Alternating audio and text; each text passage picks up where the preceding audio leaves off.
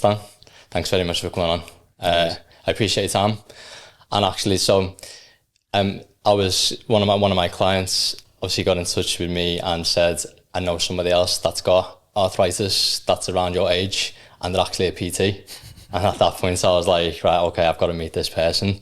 So I don't know anybody else that's a PT. The people listening to this might actually know someone. But for me, it's the first time I've spoke to someone that's in a similar situation to me. And it's probably gone through some similar scenarios to what I've gone through. Thanks for coming on. And I think today I just want to try and get a bit of an understanding to, what you've been through.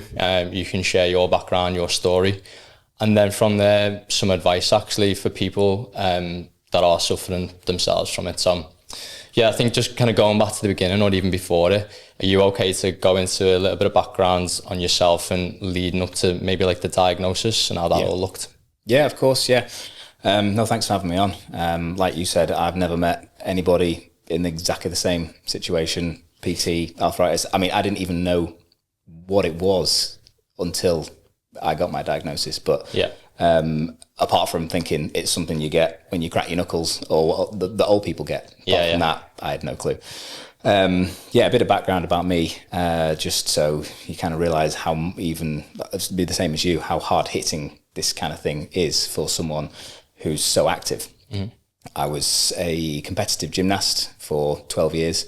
I started gymnastics when I was 5. And I think that gave you the ability to do all sorts of other sports as well. So I was on the teams for all different sports, primary school, some in the high school, but I mean, predominantly doing gymnastics. That was 25 to 30 hours a week for nearly 12 years. Competed for the Northwest all over the country. There was snowboarding, martial arts. I've done taekwondo, boxing, jiu-jitsu, you name it. I'm active. I love all sports. So always doing something. So with that said, and obviously PT as well. So once it came down to figuring out what we wanted to do in life, I thought, this is spot on. I've got the right background to do to be a PT. So I thought, let's focus on that. So it was about 3 years into being a PT when this all started to kick off. So this was about how many years have I had this? About 9 years ago. I've been a PT for about 12 years. So about 9 years ago. How old was you roughly? I'm 36 now. So I think I was it 20, I'm going to be 37. So it was about 26. Okay. When it happened. Yeah.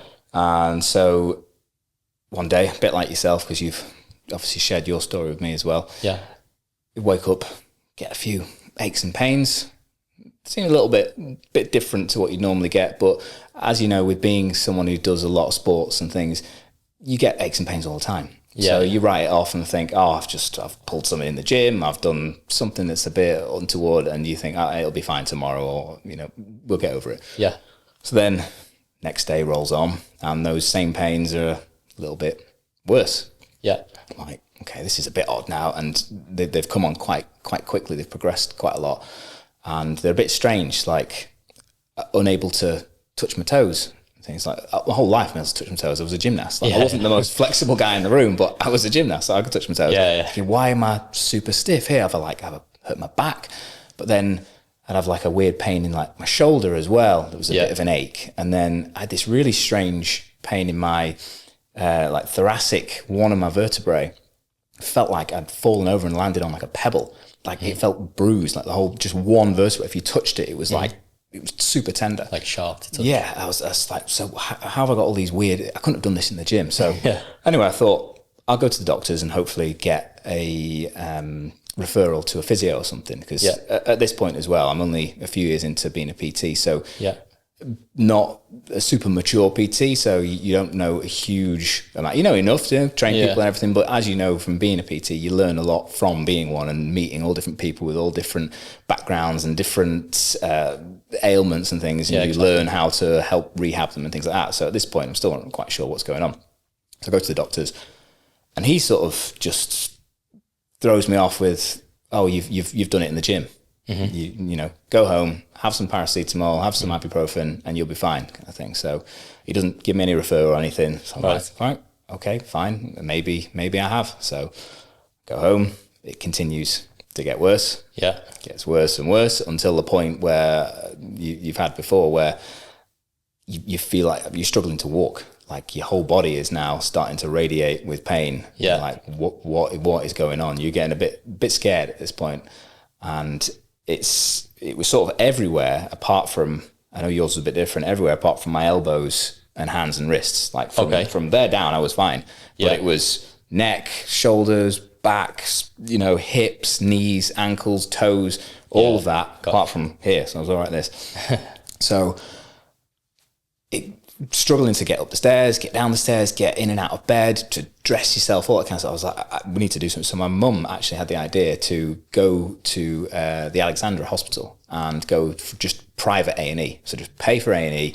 I can't remember how much it costs, probably like 100 quid or something to go to A&E, maybe it's less, just to get seen. So instead of sitting in there, so went in there and they decided to let me see a rheumatologist. And this was actually the first time that I met the guy that has helped me, basically. Okay. Dr. Hector Chinoy.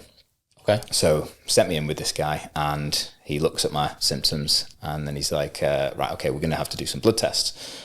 So I think what they do is they check for your CRP and ESR, so your inflammatory markers, and have a look at that. And then obviously the rheumatoid factor as well. So he has a look at these.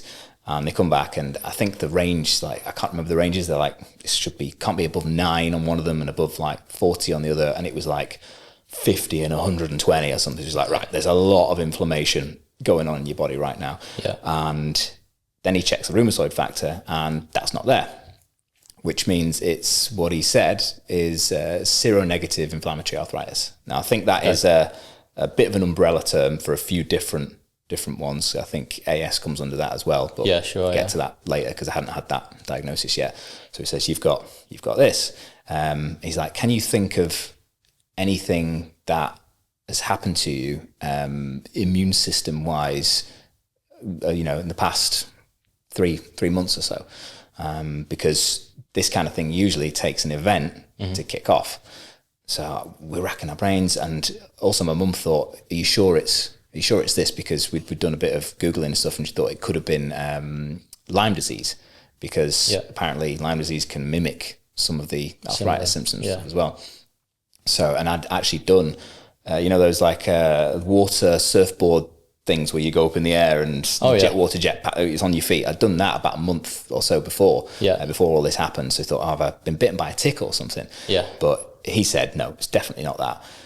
So we're racking our brains. And then I realised about a month before the pain started, my best mate was over, and he like travels around the world. So he was back. So it was the last day I was seeing him. So we just had a chill one at my house, and we got some pizza, and I'd gone and got some mayonnaise to have with it. And my fault, stupid me, it'd been open and I hadn't kept it in the fridge. Obviously mayonnaise got eggs and stuff in it, hasn't it? Yeah. So it'd just been in the cupboard. So I'm there, mayonnaise all over it. Had that literally within an hour of eating that. I'm throwing up, and I threw up for about 3 days. It was probably some of the only days I've ever had off work. I'd go in no matter what. Like, I've always been brought up to just battle through whatever. No days off. So I was like, I can't do anything. I'd lost like 2 stone in weight. Like, obviously it's not an actual 2 stone. I lost 2 stone in weight in like the 2-3 days. So it was like severe food poisoning. Yeah, it was massive food poisoning. And then, so obviously that was a month before the pain started. So that was the trigger for the arthritis to start kicking off. So this is your immune system going haywire and starting to attack your own body. It's not going to happen to everybody. It doesn't mean if you eat old mayonnaise, you're not going to get arthritis. It's also, there's a lot of other things, as you know. They've got the gene HLA-B27, which is a common factor in it as well, which I got tested for a bit later on, and that came up as well. And obviously, as we know, this affects young white males more than other different demographics. But anyway, so he tells me I've got this, and then he says, what you're going to have to do is you're going to have to go to the NHS now, and you're going to have to get on the waiting list to get in with a rheumatologist on the NHS, and then start treatment of some kind. But in the meantime, here are some steroids, not the anabolic type. Don't do those, by the way, just for the record. Prednisolone. So this is like the mega anti-inflammatory type. So it says, take these, I think it was like 35 milligrams, and I think he gave me 3 days worth. It tapered out, it's like 35, 25, 15.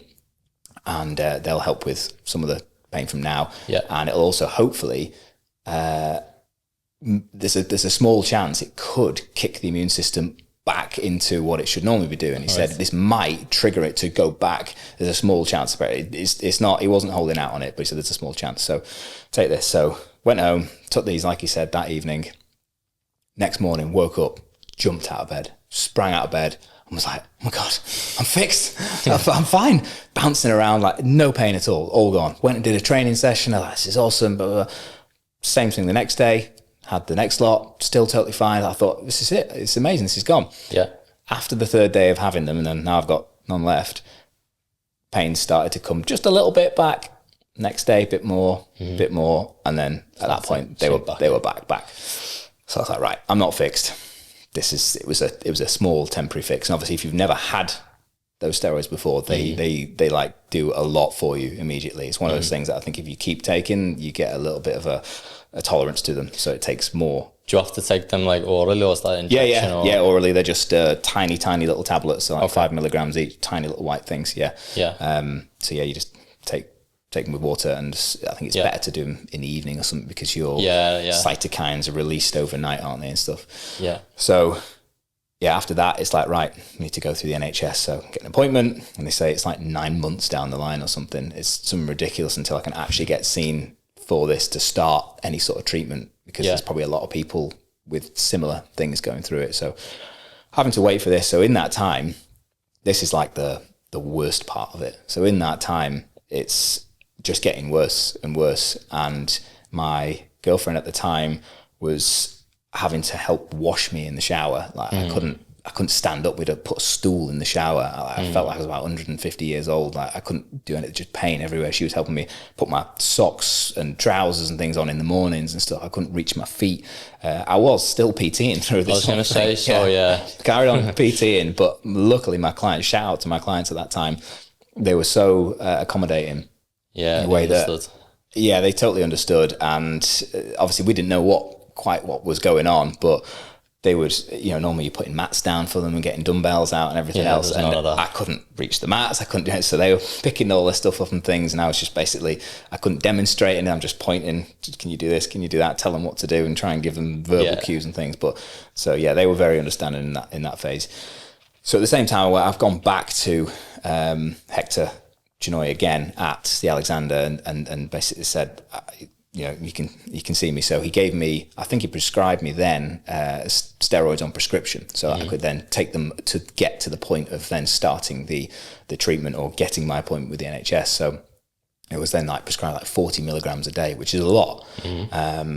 But I managed to do a snowboarding holiday on it. I had like a knee brace. I had all sorts of stuff going on, but the steroids got me through it. But the downside of the steroids, they're an awesome drug for helping with inflammation. They just kill inflammation.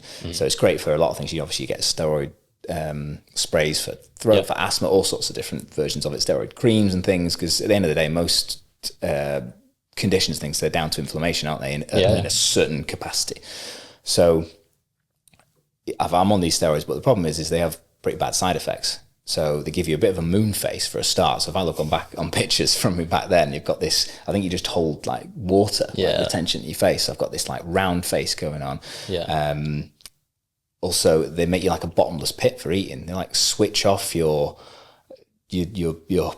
appetite. Switch on your appetite. You never know when you're full, so you just eating. So you just can't stop eating, and then you're also getting night sweats and insomnia as well. You can't sleep, and so they give you something else for that. So I was taking amitriptyline, which was like an old school antidepressant, but now they use it as I think it helps with sleep, and it's quite a safe, super safe drug. So taking a load of that as well.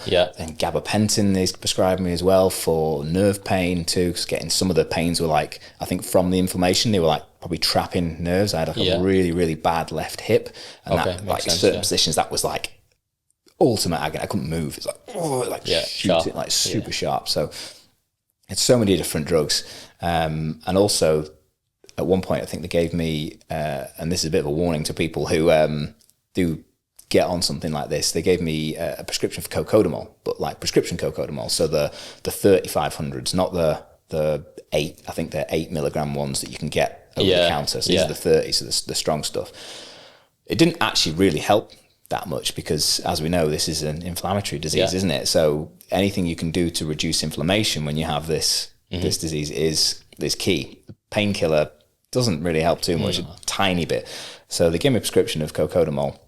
Even says on the packet, take 8 of these a day, space them out to X amount of hours. And it says don't take for more than 3 days. But I kept going back and they kept refilling the prescription. Right. So I took 8 a day for a month, which doesn't sound like it's that bad.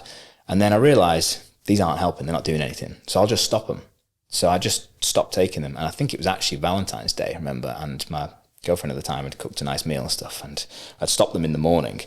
So this was by the evening. And I sat there and I was like, I'm not really that hungry. I don't feel very well. So I said, it's okay. It's fine. And then that night, one of the worst nights of my life, because I didn't realize I was going cold turkey on codeine. I was coming off. I was having withdrawals. So I was like anxious. I was sweating. I was insomnia. I was like depressed. I couldn't, and that lasted for about 3 days. Right. Apparently what you should do is taper down off these things, but it took me about 3 days to feel normal again. So that's just a bit of a warning to people who start taking that kind of thing, because it is just a prescription painkiller. It's bad stuff. So anyway, we get down the line. The steroids get me to the NHS part, and then they've got all the information already from the blood tests. They do more blood tests, obviously, and keep checking your CRP and ESR and everything. All right, we're going to start you on methotrexate, which is, if a lot of people know, it's a cancer drug. So I think they use it in much higher doses, and all that does, it dampens your entire immune system down in but like a scattergun approach. It just dampens the whole thing. So when you're on methotrexate, you've got to be very careful with infections, with getting colds, with all sorts of stuff. So you're like first on the list for your flu jabs and everything else, or with all like the 80, 90-year-olds, because you've got a weakened immune system. But it's also, the idea with that, again, is the same idea as what you thought maybe the steroids would do, is it's supposed to dampen it down. And after a certain length of time, it can hopefully maybe reset your immune system, and it might stop doing what it's been doing to you. It might stop kicking out all this inflammation. So we try this. I think it was like 7.5 mil or whatever the things were. And you had to do it every week. And it was this horrible yellowy orange fluorescent liquid. And it just made you feel ill looking at it after like a few months of doing it, because every time you did it, it make you feel rubbish for about a week or so. I've heard that, it's not good. They did actually try to give me the oral ones first, the pills, but my mum had done a bit of research and she'd found out that it's not great and it makes you a lot sicker. So we asked if we go straight to the injection. So obviously everything they do is to try to save money. They want to do the cheapest way possible. Yeah, okay. It's not a high efficacy drug, this, for what we've got. It doesn't really work. There's not many people that it actually fixes at all. So, but from a lot of people I've spoke to, that they always kind of say it seems to be one of the first things at the moment that they put you on. So I spoke to people that have like literally just got arthritis, and they're going straight to it. Yeah, and it's terrible because it's so bad. It makes you feel so bad. It means you've got arthritis. Well, you've got the bad symptoms of it for longer, meaning your body is actually slowly, getting worse and worse. Yeah. Yet it doesn't really help. So it's pretty bad that they don't start you on something much higher up the list and just stop you having to go through this horrible, horrible journey. So it gives me this, and then over the time that I'm on it, over the months and things, it's like, it's still not improving. So they keep upping it. So I started on 7.5. By the end of it, I was on 25. So like over 3 times what I was on before. And it just still wasn't doing anything. And things were getting worse. Like I'd had my knees aspirated, like they'd blown up and stuff. I'd had steroid injections in both my shoulders, knees, ankle, all sorts of stuff. So, and then the hip thing was getting really bad. Like if I lay down and tried to get up, it was awful. So I went and had a private MRI, because we were like, we need to do something about this. I think I went to the European Scanning Centre, had a private MRI, and they found on that I actually had AS, had Ankylosing Spondylitis, but they hadn't found it through, the people that did the scan hadn't told me that. I went back to Dr. Chinoy, because he'd said from the start, he said, if you're not happy with who you've got on the NHS and the treatment, I also do NHS work, so come and see me. So I thought, right, I'll do a switch. I'll go and see him. And I took the latest scan that I had, and he had a look at it, and he went, oh, right, you've got ankylosing spondylitis as well, which is, as you know, it's your spine almost like a lot of inflammation and attempting to kind of fuse together. Yeah. So he said, well, this is good. It means we can take you straight off these drugs and we can start you on something else, because that's one of the things that you have to be able to get on these other drugs. I remember that's what they said to me, because I've got it as well. It was like you could kind of qualifies you. Yeah, it qualifies you to bump up the list. So he's like, right, okay, you can have these, but there was another one that was quite sort of gold standard, and he was really good, Hector, because he was in the forefront of research he did his own research, and he was on like the boards and things like that for arthritis. And he was a youngish for, the position he was in. I think he was like early 40s and stuff, looked after himself, and he recognized that I was someone that looked after himself. I'm not just going to go and sit on the sofa and just do nothing. I'm going to try and get myself better. So he's like, right, there are a couple of other drugs that you can do, but we know that these aren't great, so let's go straight to this one. So he put me on a brand called Cosentyx, which I think I've forgotten the name. It's like secukinumab. I think it's one of the NABs, which it's a biologic drug. Yeah. So instead of methotrexate just being a complete dampener your entire immune system, this one targets one cell in your immune system. I think it's the interleukin 17, which is the one responsible for the inflammation. And also it was developed for psoriasis first. That was the first thing it was for, but then they figured out it was the same interleukin that was responsible for the arthritis and the ankylosing spondylitis. So he got me on this, and it was a similar thing with the steroids. I did the first injection, because this is a once a month injection just into your leg. To do it at home, nice and easy. It's just a pen thing. And I felt probably like 80% better the next morning, because it also helps with all the other inflammation. So then once I'd started taking that, and this was probably, I've been on that now for about 6-7 years. I think it was about 2 years on the methotrexate, and then it was onto this stuff. And the problem from then on was the damage that had been done from the couple of years on something that was no good. So because you've got all this pain and inflammation, you start to move differently. You shift your weight differently. You especially my right ankle, it was in so much pain that I was walking with like my foot turned out for such a long time, because that was the only way to alleviate it. And over those 2 years, it's basically like shifted the joint, so that right foot now just points out a bit anyway. Because it's a bit of time, isn't it? Exactly. And it put huge amounts of pressure on the tendons down the inside of my ankle there, and it's just given me massive ankle issues. So I'm still rehabbing that. We're 9 years down the line. I'm still rehabbing, and I've been rehabbing it since then. Yeah, so there's a lot of knock-on effects. There's a huge knock-on effect. That you wasn't. I'm only just able to properly go for like a run and stuff. It's only been in the last year that I've been able to go on, say, big walks and stuff again without really getting too much pain and stuff. And this is from actually doing active rehab. And this isn't just letting it get better. I've been doing active rehab. It's taken a long time, and that was because of those 2 years of not being on the right drug in the first place. I think it'd be good to understand then a bit briefly around what this biological drug has done for you now and the benefits, but then also start to touch on some things that people could also do as well, and some things that you do. So one thing I'm interested in, a couple of things I'm interested in as well would be your training, the benefits of training for people to understand, and the different options that they've got to train.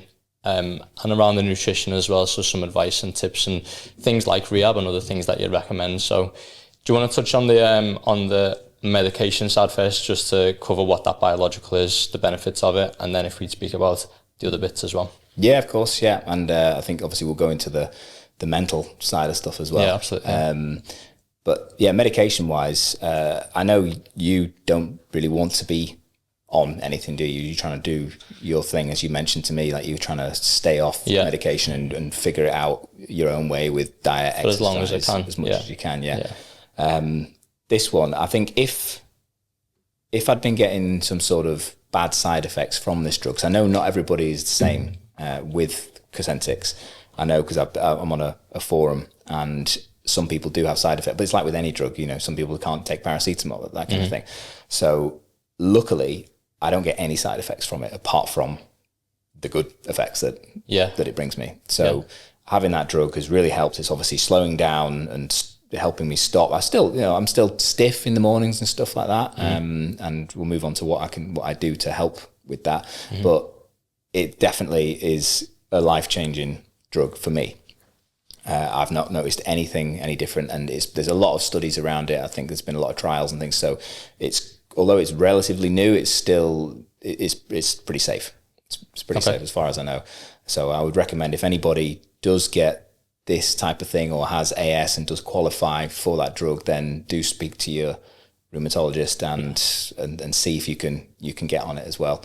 Because unless you get some really bad side effects and they're worse than you got to weigh it up, haven't you? If they're worse than the other stuff, then maybe think about looking at some others. There might be better ones out now anyway, because this was a while ago I was put on this. Obviously, it was like 7 years ago. So the research goes quite quick, doesn't it? So exactly. There's probably better ones now. But there was the one that they offered me. I can't remember exactly what the name was, but again, it was a biological therapy. I'd have to find out. But the girl that I had on, actually, that suffers with colitis. They are on the same thing. Same. It begins with an A. I'll have to have a look at it. Yeah, I think obviously these types of diseases, there's almost like a bit of a one size fits all on some of them, isn't it? Like the same drug seems to help a lot of people, like the psoriasis, the arthritis. They're in if they're in the same sort of camp. Then these drugs do help. It's just finding the one that fits you. And like you say, everyone's different, aren't they, with it? So like, some people have different experiences. The only one that I'd say is most consistent was the one that you was talking about a moment ago that he was on. That was the wrong one. Everyone spoke to up to now doesn't have positive. I haven't had any positive feedback on that one. So that's the only one. But the biological stuff, actually, the people that are on it that I do know have actually said to me, it is good. It is good, and they don't seem to get any side effects from it. Yeah, that's good. I definitely recommend that. And people, obviously, if they do like it, they're usually not on the side effect train. But I think there are a few people that might suffer. Why is training important to you then, in terms of how you manage this?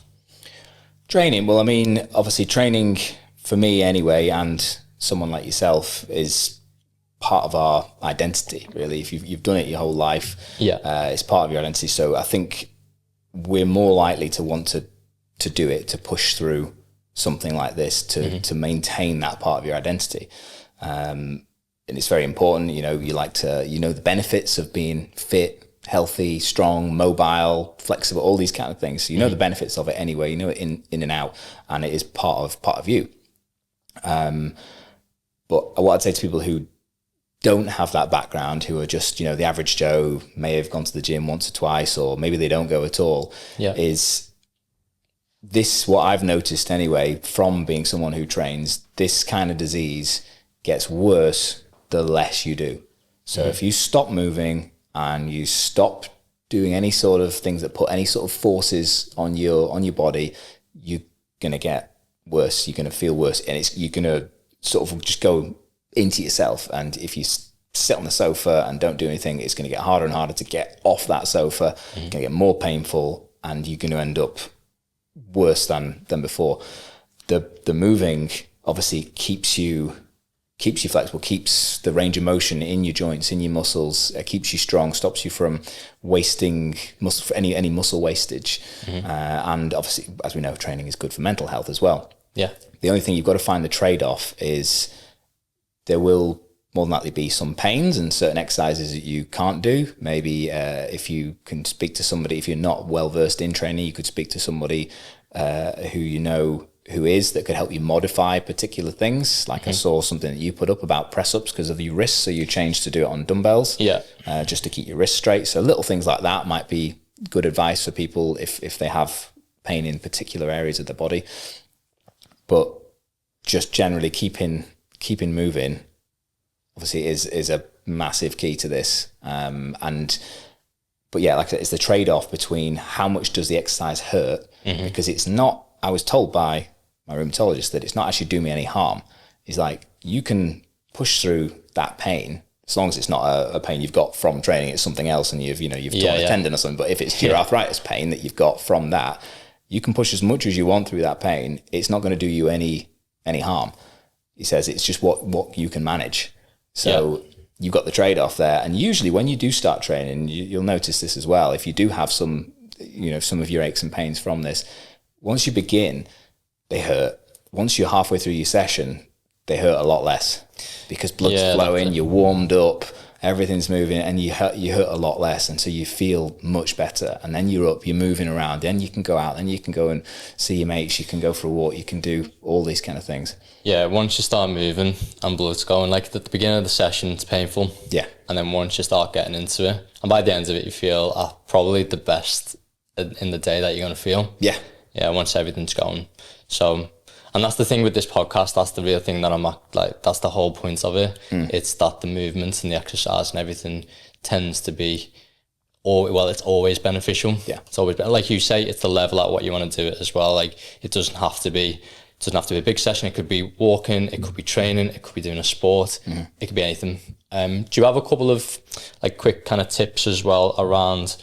So firstly, have you got a couple of things around nutrition and tips that you could give people around the nutrition side of things? Nutrition, yeah. I mean, I think like with a lot of diseases or anything, is staying away from what you call bad food, as we call as PTs, or high inflammatory foods, and trying to stick with a whole. I go for just a whole food diet, so mainly meats and eggs and lots of vegetables, lots of fruit, that whole food, and start cooking things from scratch using different herbs and spices to make it interesting, instead of going down to the takeaway and buying some rubbish or buying some oven based thing. Luckily my wife is an extraordinary cook, and there you go. So she cooks everything from scratch, so it's unbelievable. But I mean, throughout the day, I'm doing a normal, what you'd expect, like somebody who's into their fitness type diet, and I'm just trying not to eat too much rubbish, because you do realize and you do notice when you have, say you have a few chocolate bars or something, or it's like Easter, you might have an Easter egg, or let's say you go out and have a few drinks and that kind of thing. The next day or two, you do definitely get a reaction to it. There is a bit more inflammation there. You notice it. It's in you. You definitely notice it. So, and that for someone who, like us, who have this condition, it's even more prominent. Like normally you'll probably be like, oh, I'm a bit stiff from whatever I did last night. But for us, we feel it a bit more. We feel it even extra, yeah. How do you have a little process that you do that kind of gets you back on track? So when pain does start to come in, maybe a little bit of a flare up, do you do anything that kind of gets you? I mean, generally training, but if it's something that is, I can't train to my usual sort of intensity, then I'll just drop that back a little bit. Because I do jiu-jitsu as well, and I'm a climber. I love climbing. I think that's a great one, especially for our type of disease with posture and things. So you're constantly being opened up and using upper back traps, everything like that. But to get back, luckily at the moment I don't really get flare-ups as such. I've not had after the past, say maybe a year or two, I've been pretty good now, and I still have pains and things, don't get me wrong, and I'm still trying to rehab the ankles and that kind of stuff, but I think maybe it's because I've slowly, without realizing it, started to nail down a lifestyle that suits this to keep it going. Like every morning now, I've been doing this since last summer. Every morning I get in a cold tub in the morning. It's just outside. It's not set to a temperature. It's just whatever it is outside. So winter, it was quite interesting when you're smashing the ice and getting in that. So I'll do a cold tub anywhere between 1 and 3 minutes, depending on the temperature in the tub, because it can take you a long time to warm up. If you're sitting like 1 degree for 10 minutes, you're going to be cold all day. So it's like a deep no warm enough from that. So that's the first thing I do. I get up straight in the cold tub, depending on temperature, 1 to 3 minutes. Then I will get warmed back up again. Dry, warm, put my clothes on, and then I will eat my breakfast and have a stretch. So I'll actually eat breakfast sat in an attempted split. I can't do the splits.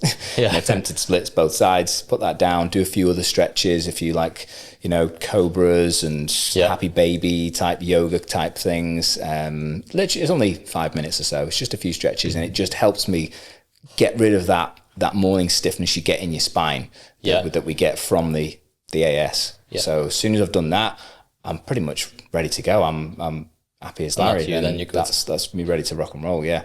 So that morning routine, I think, is really helped.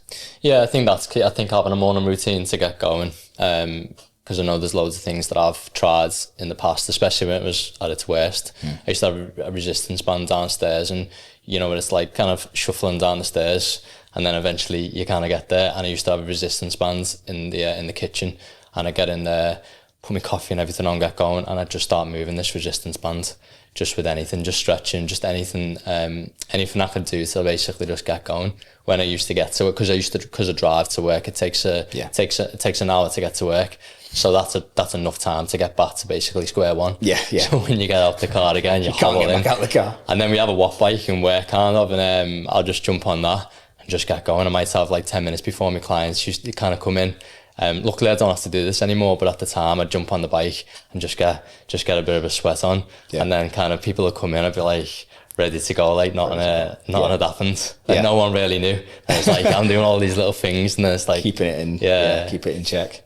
What's any just finally, what like kind of motivating words or anything you could say to people then that are in that, the worst of it at the moment, and what would you say to them? Well, I'd say, the mental side of this, especially when you're a bit unsure and you don't really know what's going on, and hopefully this podcast can get out to people and help them realize a bit, because like me and probably you as well, I didn't know what was happening at the time. So it would have been great to have seen someone else and heard their story and then known, right, this is what's to come kind of thing. But yeah, at the worst times, I do remember feeling pretty down. Luckily it didn't, it got me down a lot, but I was quite good at compartmentalizing things. And I do remember there's a few occasions, but I remember one in particular. I was just sat on my the sofa in my ex-girlfriend's house, and it's in the evening. I hadn't done anything really that day out of the ordinary, and my whole body was just radiating with pain.